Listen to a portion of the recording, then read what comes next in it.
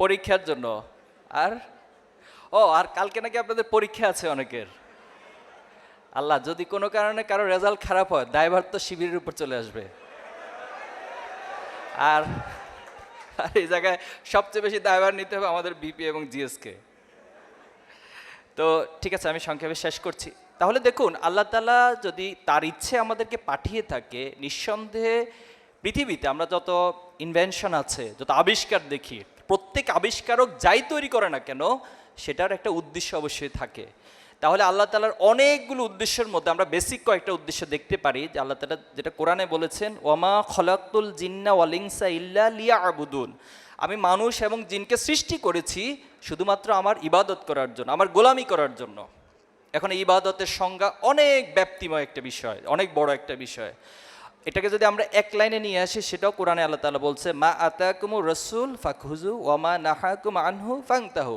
রাসূল তোমাদের কাছে যা উপস্থাপন করছে সেটা তোমরা গ্রহণ করো, আর রাসূল তোমাদেরকে যে কাজগুলো থেকে নিষেধ করেছেন সেটা থেকে তোমরা বিরত থাকো। এখন দেখুন, আমরা যদি আল্লাহর গোলামি করি, তাহলে এটা উপকারটা কার? আল্লাহর না আমাদের? আমাদের। আর আমরা যদি আল্লাহর গোলামি না করি, তাহলে ক্ষতিটা কার? আমাদের। এক্ষেত্রে সূরা রহমান একটা আয়াত আল্লাহ তাআলা বলছেন যে, ইয়া মা'আশারাল জিন্নি ওয়াল ইনস ইন ইসতাতা'তুম আন তানফুযু মিন আখতারিস সামাওয়াতি ওয়াল আরদ ফানফুযু লা তানফুযুনা ইল্লা বিসুলতান। যে হে মানুষ এবং জিন জাতি, তোমাকে সৃষ্টি করা হয়েছে আমার গোলামি করার জন্য। এখন আমার এই পৃথিবীর ব্যবস্থাপনা, আমার এই সিস্টেম, আমি তোমাকে যে ম্যানুয়াল দিচ্ছি, যে নির্দেশনা দিচ্ছি, সেটা যদি তোমার ভালো না লাগে, ফাংফুজু, তুমি বের হয়ে যাও। এরপর আল্লাহ বলছে, লা তানফুযুনা ইল্লা বিসুলতান, তুমি বের হয়ে কোথায় যাবা?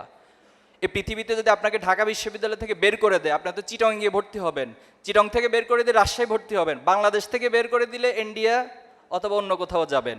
কিন্তু আল্লাহর রাজত্ব থেকে বের হয়ে কোথায় যাবেন? পৃথিবী থেকে ছেড়ে দিয়ে যদি আপনি চাঁদে যান, চাঁদটা কার? সন্দেহ আছে?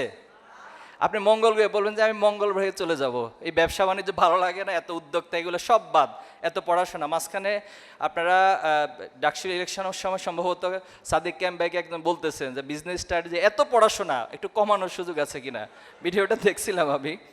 তো এ জাতীয় কিছু বিষয়, তো সব কিছু ছেড়ে দিয়ে যদি আপনি মঙ্গল গ্রহে চলে যান, সেই মঙ্গল গ্রহটা কার? নিঃসন্দেহে আল্লাহর।